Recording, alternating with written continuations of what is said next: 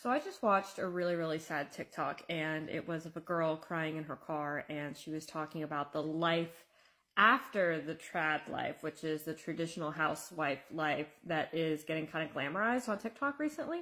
And her life after having that life, and what like people don't necessarily tell you because it's all glamorized now on TikTok, but people don't tell you kind of what happens if it all shit hits the fan, right? And basically in her video, she was talking about how her husband fully controlled her and the finances and how her name wasn't on anything. And then when they got a divorce, she had no money to be able to go push for things like alimony and, child support or really any of that. And so she was left basically completely stranded with no money after having like a very glamorous lifestyle, and it completely screwed her over. And what's interesting to me is that I have a very interesting opposite perspective on all of it, and kind of the solution to where I don't think it's bad to be a traditional housewife, right? I think it's great if somebody can stay in the home, take care of the home and take care of the child while somebody else supports the household, right? Like, I think that can kind of be best case scenario. But yes, then somebody is at the mercy fully of the person who is bringing in the bread.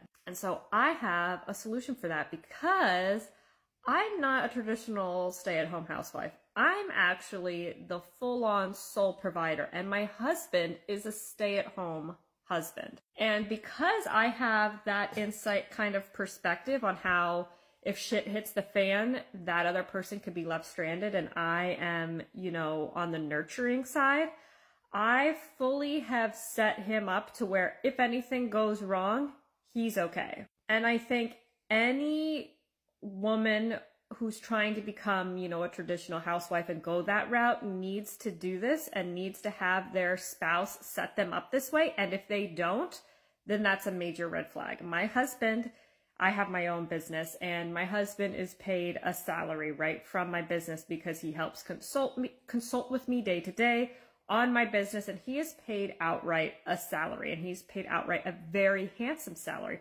So say if anything happens, he is able to hit the job market running because he has reference and years of experience being in a business, getting paid very well. So he's got no gap in his job experience.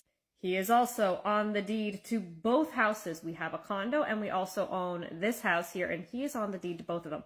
I am the only one with my name on the loan for these houses. Do you understand that? I am fully at risk. If I stop paying, it's not going to matter for him. He's still going to be on the deed to the house, so he technically can just live in the house and he doesn't have to worry about the payments whatsoever. He has investments accounts set up, he's got a 401k set up, and, we don't have a prenup.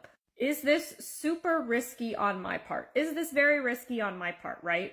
Like, essentially he could take everything. Yeah, it is extremely risky on my part.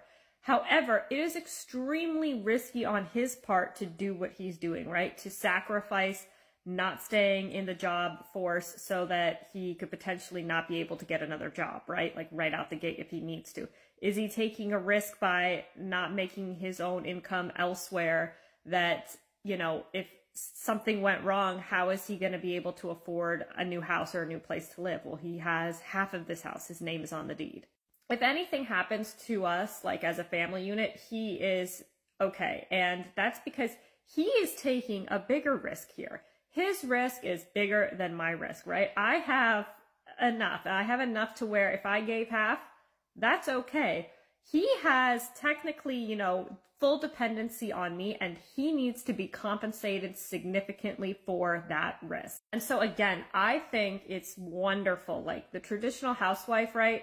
I can see where it could be demonized from the glorification of it, because yeah, as a woman, that is extremely risky. And like I said, I think that that's the bigger risk. That is the bigger risk, right? Being fully dependent on someone is insanely risky. And sometimes people can like heavily power trip and they get some sick sense of control over being the only one in charge of the finances. Like my husband has access to all of the finances, like he knows what's going on. And so again, I think it's best case scenario if somebody can stay in the home and take care of their child and raise the child. I'm home all day too, so it's like win-win for all of us. We're all home all day with the child, and it's like, what's the point of